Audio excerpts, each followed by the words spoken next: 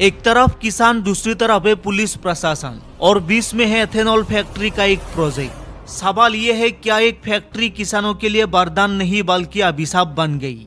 क्यों विधायक का सिर फूटा? क्यों दर्जनों लोग घायल हुए? और क्या सरकार जानबूझकर किसानों की जमीन, पानी और फ्यूचर को दांव पर लगा रही है? आज हनुमानगढ़ की उस आग को समझेंगे जिसने एक विधायक का सर फोड़ा, कई पुलिस वालों को घायल किया और किसानों को जेल पहुंचा दिया है। क्या है इस पूरे विवाद का सास? क्या फैक्ट्री लगेगी और अब आगे क्या होगा? दोस्तों, ये कहानी आज की नहीं है। ये 15 महीने पुरानी लड़ाई है एक एथेनॉल फैक्ट्री को लेकर। जगह हनुमानगढ़ के राठीखेरा और आसपास के गांव।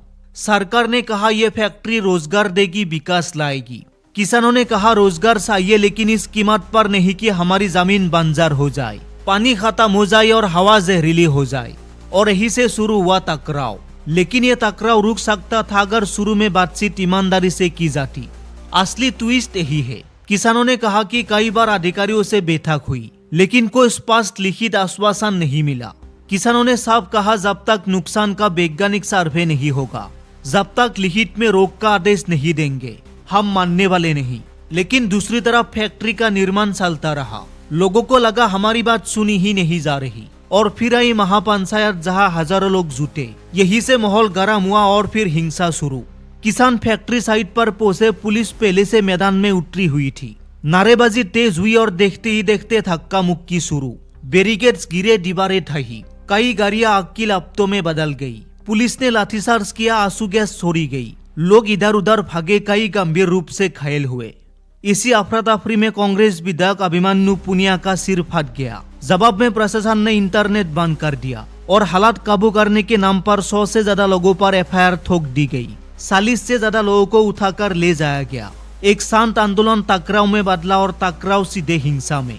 किसानों का डर सीधा और साफ है। इस इलाके में पानी की पहले से ही कमी है और किसानों को लगता है कि ये फैक्ट्री बाकी बसा पानी भी खींच ले जाएगी। खेती उनकी जिंदगी है और उन्हें भरोसा नहीं कि फैक्ट्री के रसायन और कचरा उनकी मिट्टी को आने वाले सालों तक बर्बाद नहीं करेंगे। एथेनॉल फैक्ट्री का जैविक कचरा अगर मिट्टी में गया, पानी में मिला, तो बीमारी किस घर में फैलेगी, इसकी कोई गारंटी सरकार ने आज तक नहीं दी। और सबसे बड़ी बात, इतने विरोध के बावजूद अब तक कोई ठोस लिखित आश्वासन नहीं दिया गया कि पर्यावरण का नुकसान नहीं होगा।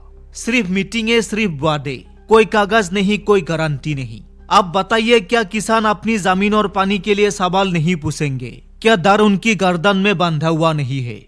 और अब आते ही उन सवालों पर जिनका जवाब कोई देना नहीं चाहता। किसानों ने 15 महीने आवाज लगाई, लेकिन सुनने वाला आखिर कौन था? अगर फैक्ट्री इतनी सुरक्षित है तो सरकार लिखित में भरोसा क्यों नहीं देती? ये भरोसा देने में दिक्कत क्या है? अगर किसान गलत थे तो फिर प्रशासन बैठकों में क्या कर रहा था? किसकी सहमति लेने की कोशिश चल रही थी? और हाँ, किसानों ने हिंसा की, ये गलत है, लेकिन पुलिस लाठीचार्ज हर समस्या का समाधान है या सिर्फ आग में घी डालने का तरीका? समाधान किसी लाठी में नहीं। सबसे पहले किसानों का डर खत्म होना चाहिए और ये डर तभी जाएगा जब सर्वे होगा, जिसमें साफ लिखा हो फैक्ट्री जमीन, पानी और हवा को नुकसान करेगी या नहीं। अफवाहों पर नहीं, सबूतों पर बात होनी चाहिए। दूसरा, सरकार अगर सच में कहती है कि किसानों को कोई नुकसान नहीं होगा, तो फिर कागज पर लिखकर देने में दिक्कत क्या है?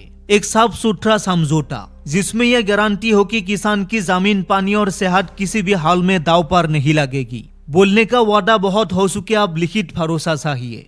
और हाँ, जो भी लोग गिरफ्तार किए गए हैं, अगर उनके खिलाफ कोई ठोस सबूत नहीं है तो उन्हें सिर्फ माहौल गर्म करने के नाम पर जेल में ठूस देना न्याय नहीं, सिर्फ डर फैलाने की कोशिश है। ये बंद होना चाहिए। समाधान बहुत मुश्किल नहीं, बस नियत साफ होना चाहिए। दोस्तों, मुद्दा फैक्ट्री का नहीं है, मुद्दा है विश्वास का। किसान कहते हैं पहले हमारी बात सुनो, फिर मशीन चलाना। सरकार कहती है हम विकास कर रहे हैं, लेकिन सवाल ये है विकास किसके लिए? अगर किसान ही नहीं बसेंगे तो फैक्ट्री किसके लिए चलेगी? हनुमानगढ़ की ये आग फैक्ट्री की नहीं, ये उस सिस्टम की है जहाँ लोगों की बात आखिरी में सुनी जाती है। उम्मीद है कि बातचीत होगी, समाधान निकलेगा और जमीन, पानी भी बच जाएगा और विकास भी होगा। क्योंकि भारत तभी आगे बढ़ेगा जब किसान और सरकार दोनों साथ खड़े होंगे।